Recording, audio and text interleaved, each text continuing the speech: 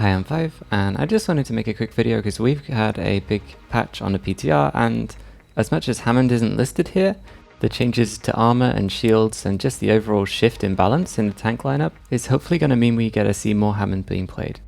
A lot of the changes are reverting the changes that were made to address the prevalence of goats in pro play, but there's also a massive slash to barrier health across the board here. I haven't played Rhine in a long time and I'm not good at it, but even I noticed how weird this feels, how flimsy my shield feels now.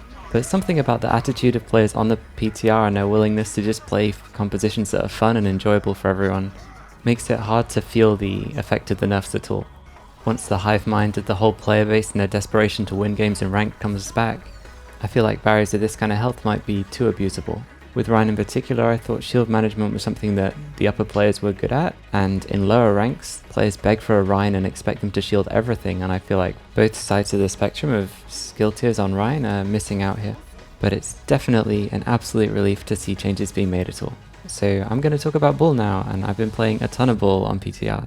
Honestly, if you just want a place where you can pick Bull and not have people scream at you for it, then PTR is the place to be right now. A lot of games do have levers though, and this only gets worse as PTR gets older and older until it gets taken offline. I played it a lot during the release of Sigma and when we were testing the Lucio speed boost recently. And from experience, I don't feel like there's any point trying to play PTR if you're trying to find an insight into the next meta. The only tangible change to Bull is his armor, but I can't stress enough how different Bull has felt to play on PTR, but I think that's more to do with the attitude of the players playing, maybe playing off roles. I definitely don't get focused as much as I'd expect to. Across 18 games, I think I played against a single Sombra, and I could definitely feel the increase in damage resistance I had with my armor against Sombra, but it's still a very one-sided interaction if you get caught out. I'm hoping the biggest change for me and other people playing Bull is just for my team to not feel like we've lost as soon as we don't pick Orisa Sigma as our tank line. I absolutely love the new while you can wait feature. This is something I've wanted for a long time, and being able to create my own custom game and flop around with grapples while in queue is such a nice quality of life addition. I found myself setting up a skirmish preset that I could then just load to have all the current competitive season maps. It would be nice if I could have a fifth option on the menu that would load my favourite custom game preset, though this is just because I have tank queues and they're so short. It was a little frustrating to be messing with settings and then be matched into a game and have to start over again. But finally getting the option to practice my hero in custom games without having to actively make time for it like I would in the past is something I can't wait to see on the main client.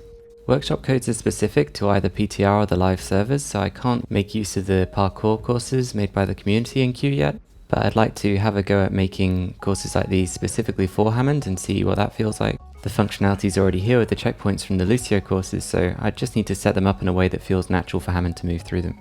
I'm hoping having the option to play these modes in queue is going to rekindle the interest in making workshop modes, especially for practice. It's something I'd like to contribute to myself, but most of the things I've been able to make work use other people's projects as a start and tend to be quite simple in nature.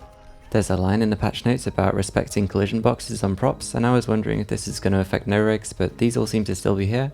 I think what's happened now is that these other abilities that they mentioned have caught up to Hammond's level of recognition of collision.